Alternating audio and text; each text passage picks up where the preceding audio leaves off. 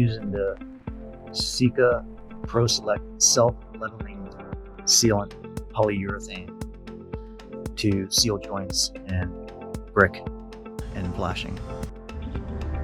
A couple things to keep in mind about the Sika self-leveling sealant. It comes in 10 ounce 300 milliliter containers, and it also comes in 29 ounce containers. I don't know how many milliliters that is because it's covered up. The color also comes in gray. I think there's another color that comes in too. So if you buy the big tube, you need a big heavy duty 29 ounce caulk gun. If you buy the 10 ounce tube, you can just use a regular 10 ounce caulk gun. The coverage is about 12 linear feet depending on the size of your cut line or grout line. And for this one, the same coverage, same grout line would be about 35 linear feet. So both of these are available at your local hardware store. The cure time to where you can touch this stuff and work with it again is about 4 hours in the Florida heat and humidity.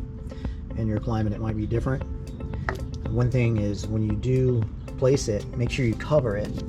Is anything, any dust, anything at all will get stuck in this stuff like glue.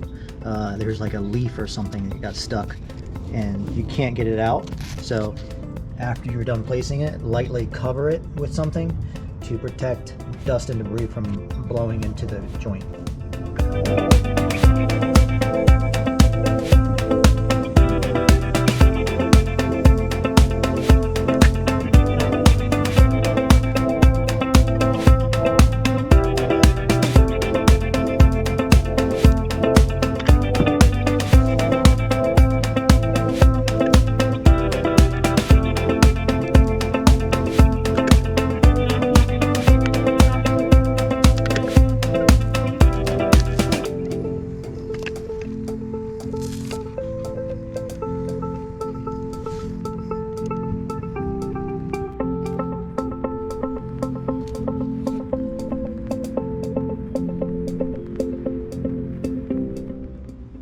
So there you have it, Sika self-leveling sealant polyurethane. Be careful because it comes out very runny, almost like water. It will spill over into any uneven surface and maybe go a little bit further than you wanted it to. But to clean up, you can use a rag while it's wet and some lacquer thinner. Here's a trick with the sealant. If you're having trouble getting to a spot that's kind of up out of reach from a normal nozzle, you can just tape a smoothie straw to the end of it. That'll get up under there into the area where you need it. So a smoothie straw comes in handy. Now, because the Sika self-leveling sealant is really good at self-leveling, it finds the little low points in wherever your work is. Now, here we've got to cut that off. I'm not too worried about it because in this situation we're going to be using cedar shingles on the siding, and the cedar shingles will go up against the siding like this,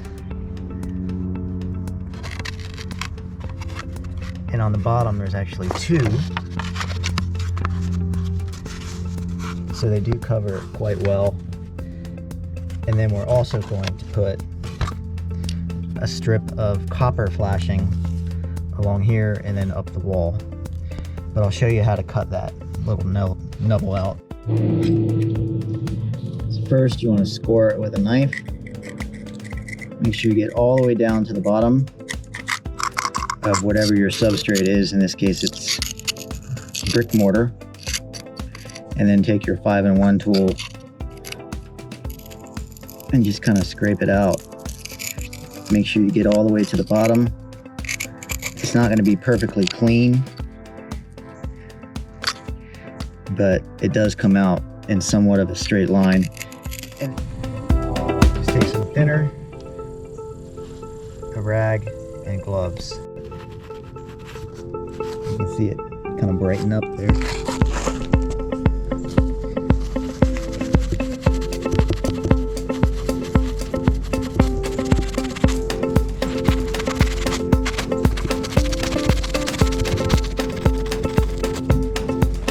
Try a few times.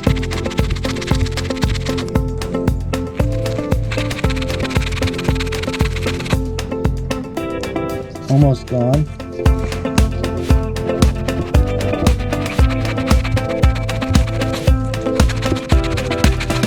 Keep turning a rag.